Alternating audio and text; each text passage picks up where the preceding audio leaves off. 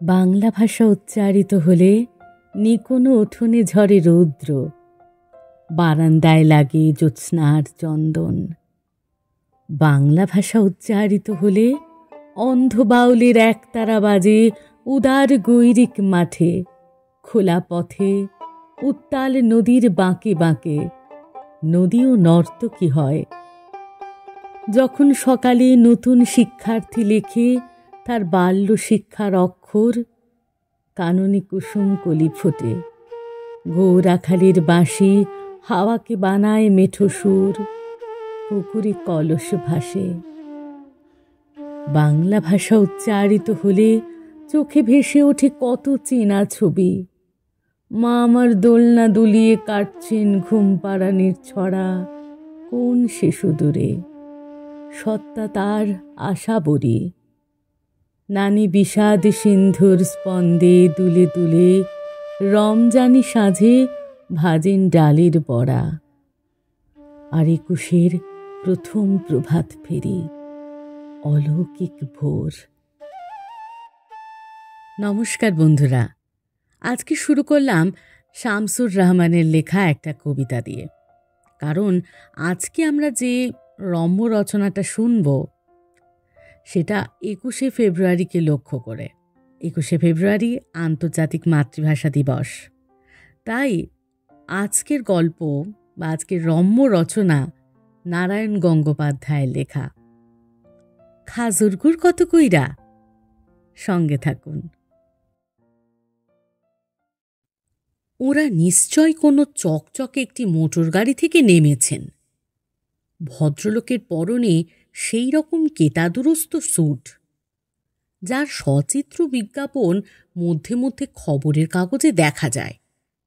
অর্থাৎ কোনো এক যুবা একটি বিশিষ্ট শুটিংয়ের পোশাক পরে দিগ্বিজয়ীর মতো দাঁড়িয়ে, এবং কটি তরুণী মন্ত্রমুগ্ধের মতো বিকচ দন্তে এবং ফুল্ল নেত্রে তাঁর দিকে চেয়ে রয়েছেন।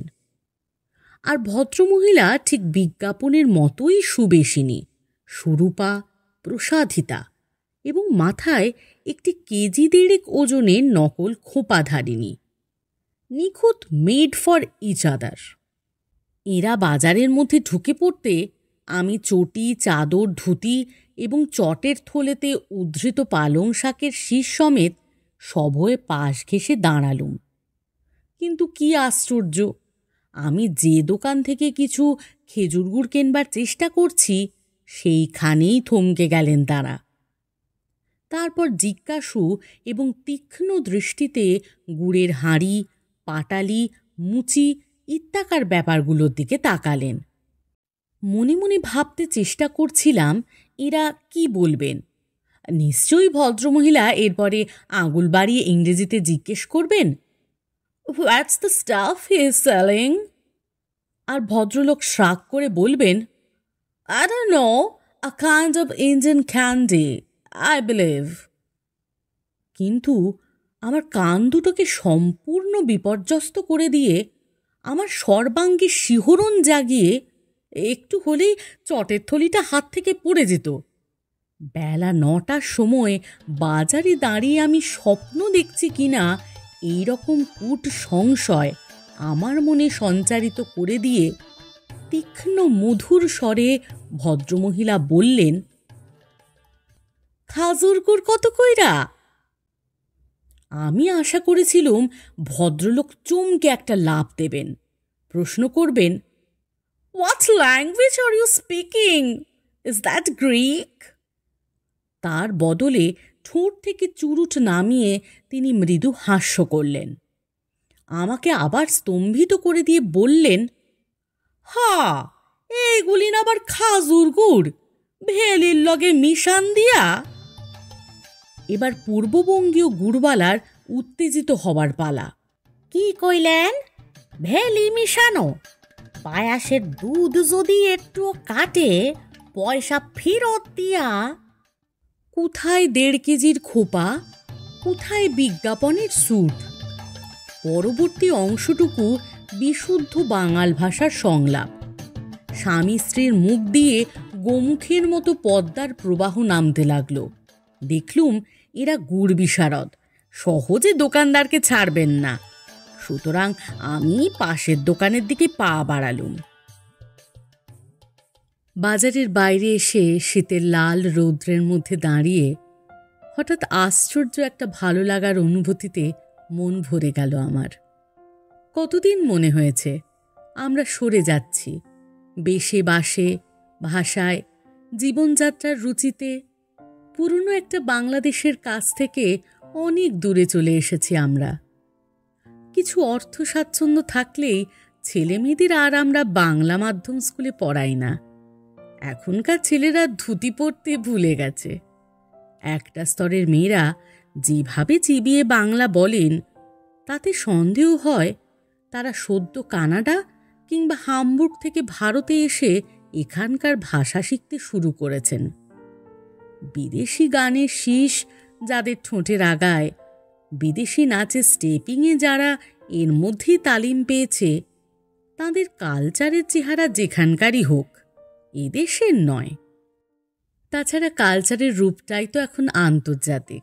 বাঙালি কৃষক এখনো পুরনো কাস্তে দিয়ে ধান কাটে, দূরের পথে লাল ধুলো উড়িয়ে তাল গাছের পাশ দিয়ে এখনো গরুর গাড়ির চলে যাওয়া, এখনো টিয়া রঙের শাড়ি পরা মেয়েটি নাকের উপর ফুল নিয়ে ভয়ে ভয়ে বাসে ওঠে, এখনো পুরনো মাঝি পুরনো নৌকায় কাদায় ভরা খেয়াঘাটে পারাপার করে, এখনো মেহেদি আর আশ শ্যাওড়ার মাঝখানে ফালি রাস্তা দিয়ে যেতে যেতে কলুর ঘানি ঘোরবার শব্দ শুনি। কারা যেন মেথি ফোড়ন দিয়ে রান্না চাপিয়েছে, নাকে আসে তার গন্ধ। অথচ শহরে মধ্যবিত্ত স্তরটা ছাড়ালেই একটা আন্তর্জাতিক চেহারা।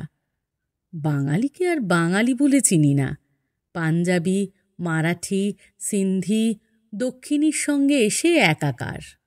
আজ মনে হলো কোথায় যেন থেকে যায় পিতৃপুরুষের একটা ধারা। ইচ্ছে করলেই নিজেদের আমরা বদলাতে পারি না। তখন 1.5 কেজি নকল খোপাটা মায়া।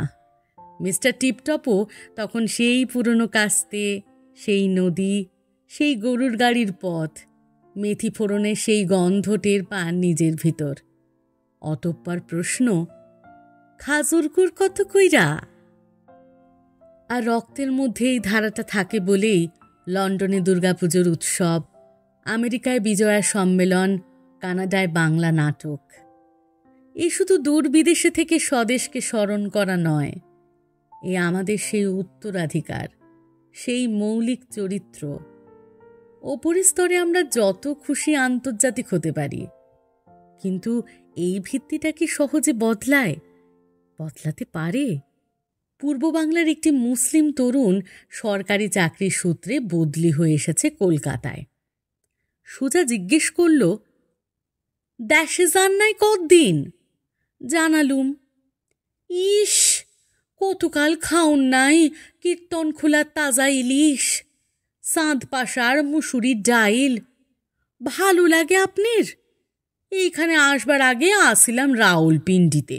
দূর, না আছে খাইয়া সুখ, না আছে কথা কইয়া। বাংলাদেশে পা দিয়ে বাঁচলাম। বাংলাদেশ এবং বাঙালি, পূর্ব আর পশ্চিম, দাগটা বাইরেই, ভেতরে পড়েনি। আরেকদিনের কথা মনে এলো। কিছু প্রাজ্ঞ ব্যক্তি সাহিত্য তত্ত্ব নিয়ে অত্যন্ত বিদগ্ধ আলোচনা করছিলেন। হঠাৎ কথার ফাঁকে একজন বলে ফেললেন তাঁর দেশ করিমগঞ্জ থেকে কিছু ভালো শুঁটকি মাছ এসেছে। আরেকজন শ্রীহট্টীয়, যিনি মার্কিনে একটি আধুনিক নন্দন গ্রন্থ সম্বন্ধে তোড়ে বক্তৃতা করছিলেন, চকিতে থেমে গেলেন। সোৎ সাহেব বললেন, তাহলে আজ আপনার বাড়িতে আমার নেমন্তন্ন। কাল বদলাবে, রুচি বদলাবে, তবু বংশধরের কাছে আমরা রেখে যাব বাংলাদেশের এই স্বাদ, এই উত্তরাধিকার। যখন আমরা থাকব না, তখনও শোনা যাবে, খাজুর গুড় কত কইরা?